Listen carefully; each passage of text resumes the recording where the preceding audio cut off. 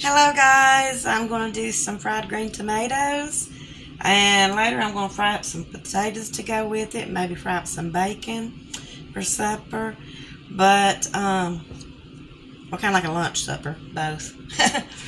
I got them all. I just took 2 large green tomatoes, and I've got 1, 2, 3, 4, 5, 8, 9, 10, 11, 12, 13, 14 green tomatoes, okay, slices of it. And that's going to be plenty enough with us with everything else we're going to have. I slice them, I guess, about a 1/4 inch thick. You know, you don't want them too thick because they won't all get done at the same time, and some will be crunchy and some mushy and all that.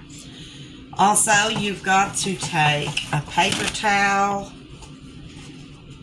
and dry them off and get as much liquid as you can get out of these slices. They carry a lot of liquid in them, and they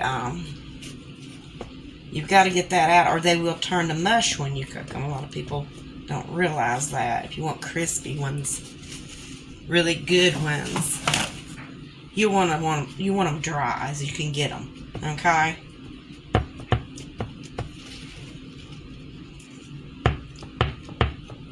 You're going to have oil to fry them in. I use self-rising flour and self-rising cornmeal, salt and pepper. You can use other seasonings if you like, Cajun, whatever you like. We'll flip them over now and get the other side. And I want to get them as dry as I can get them. Get them all flipped over and dry the other side.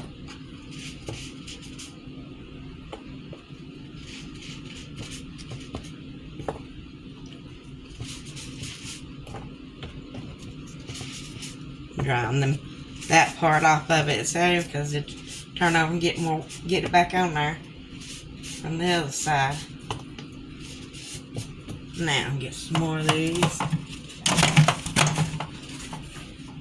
and just smash them out.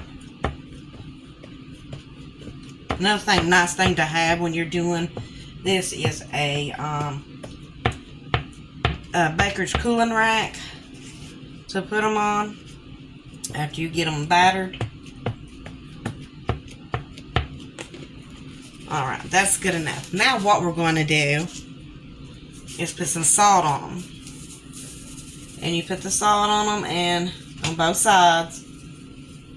You let them sit there for about 10-15 minutes. Let them, and that soaks up more of the moisture.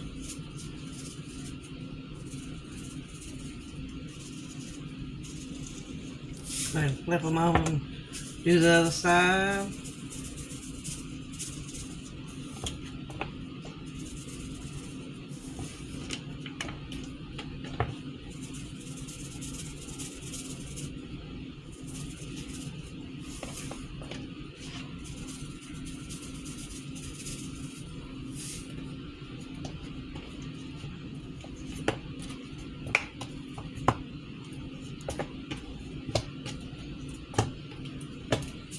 And then after you get them salted, like I said, leave them laying there for 10-15 minutes.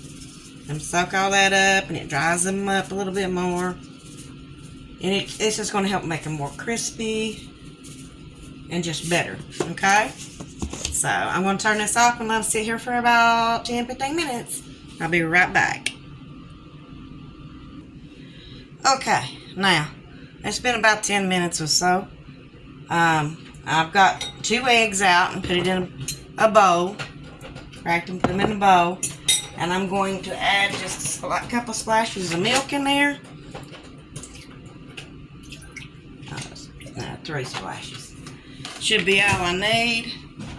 Now, if you run out of egg and milk, and you don't get to get them all, but you probably should do it, you can always add another egg and a little bit more milk.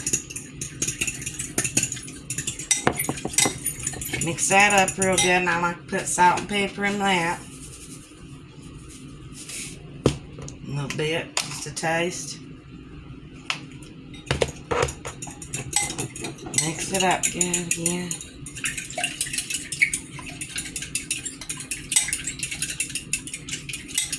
Now, I've got 1 cup of self-rising flour going into a big bowl, a bigger, larger bowl, and 1 cup of self-rising cornmeal.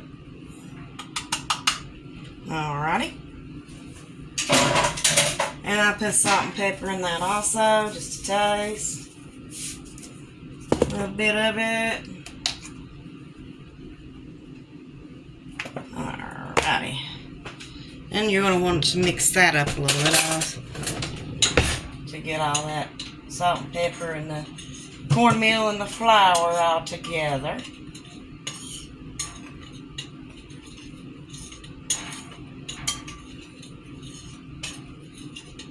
Alrighty.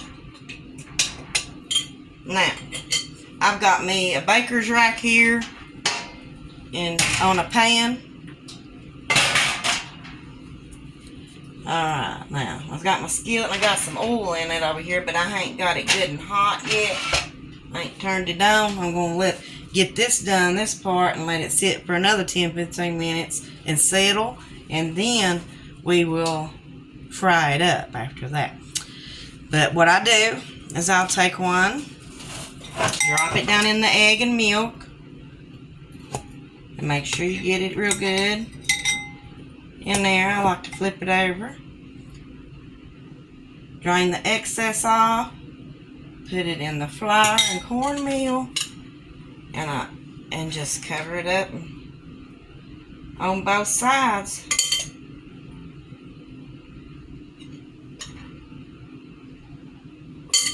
And then take it out and knock it off. I knock all the excess off of it. I just pop it a little bit on the side of the thing. And then lay it down there. You don't want it too thick on there. And then continue doing that.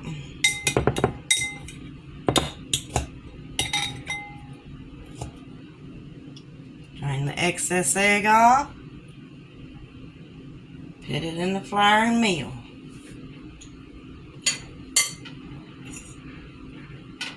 Cover it up real good with it, both sides. Pick it up, knock it off on the side, and lay it down there. And just continue that until you get them all done.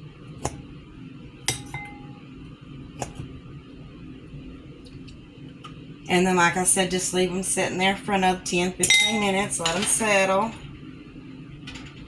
That'll help with the crispiness also. Because you don't want them mushy. Unless that's the way you like them, it's mushy. I like mine crunchy.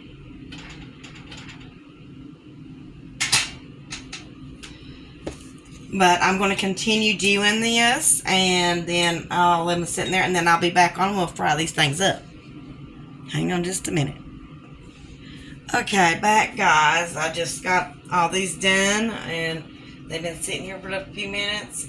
I'm heating up the oil right now. It's heating up on my stove. And I'm going to fry some of these full pan full.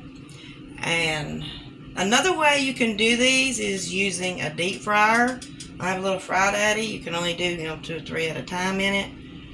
But you only have to do it for like 3 minutes and they're done. And I tell you what, they brown perfectly in that little Fry Daddy of mine. I don't know, I might jerk it out, I don't know, probably not. But anyway, I've let it just sit here for a while. So I'm just going to salt them a little bit more on the top and pepper them.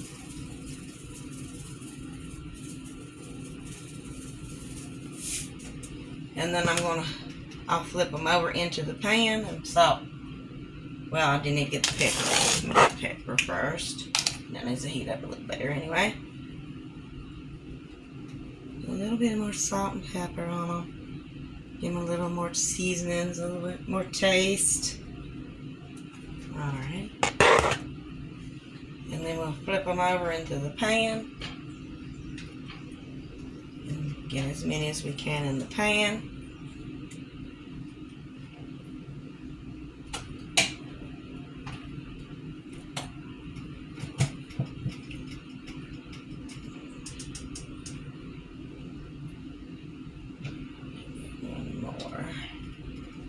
you go.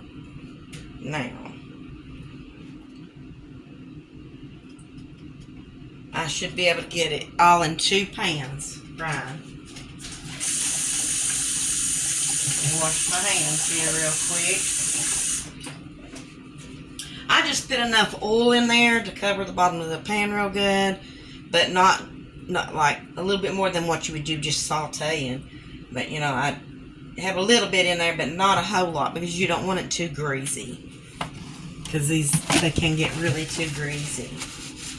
I put them in there too, but you really want to get the oil hot too. Put them in there a little quickly.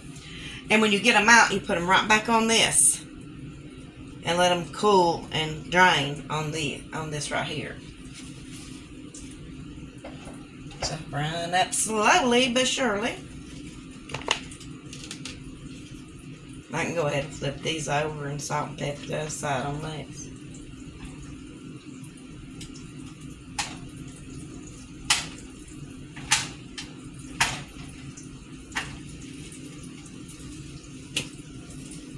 Salt and pepper there. I don't think I did on that one.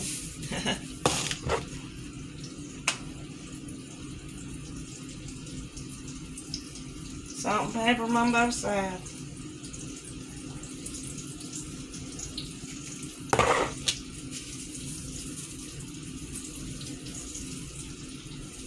Fried green tomatoes love salt.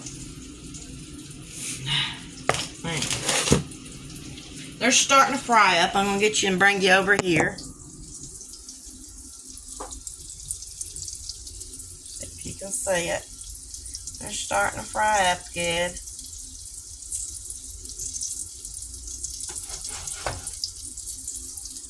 But I'm going to turn this off until I'm ready to start taking them out, and then I'll turn it right back on.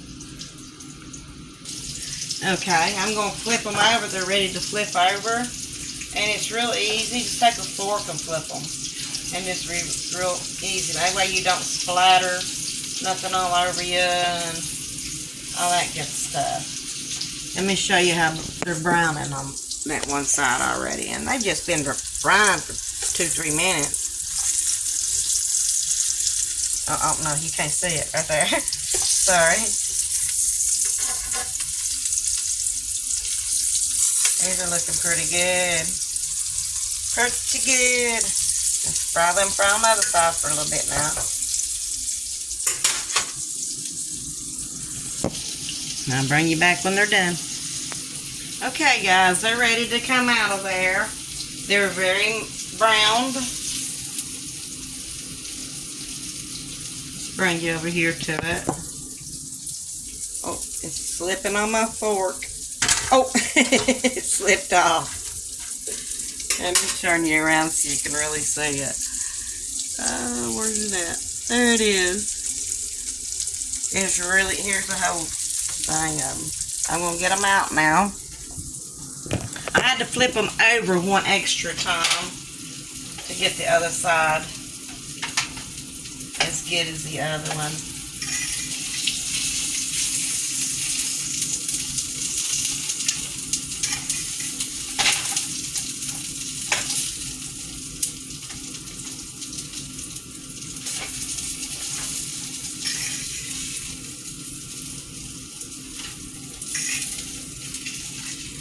And then I'm going to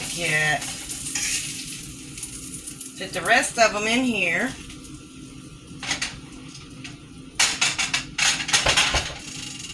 And get the rest of them frying up while these is cooling. And then we'll plate them up, plate one up.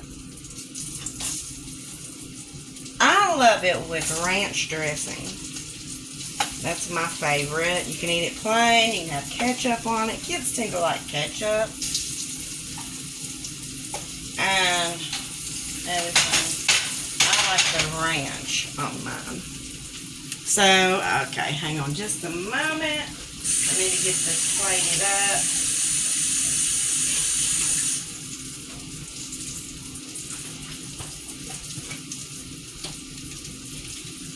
Let's see. Really hasn't had enough time to cool, I don't think. Alrighty. Let me get a little ranch dressing. I have some in here somewhere, right here.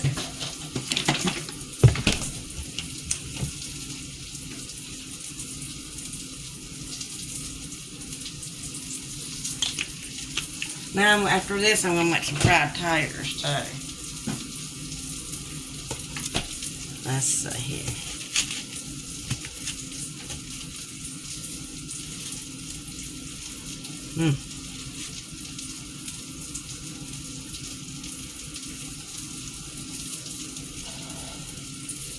Hot. Still very, very hot. You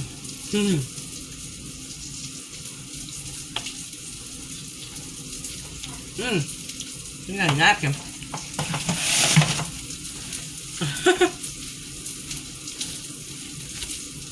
It is very, very good. I like them when they first come out and they're hot too. Instead of, but you can warm them up. Another thing, when you get these fried tomatoes sliced up and get it through the egg and the milk and the flour and the cornmeal, you can leave them just like that and put them in the gallon freezer baggie and throw them in the freezer and have them later, or put them in the refrigerator for the next day. You know, if you're, working parent, you can do the prep work with the slicing and the bread and all things the day before, and then to do it when you get home the next day. Or you can throw them in the freezer and have them later. But yeah, let me flip these over. This is really good. It's a treat. It's a labor of love, I guess you would call it, because it's a little bit of work, but it's not horribly bad.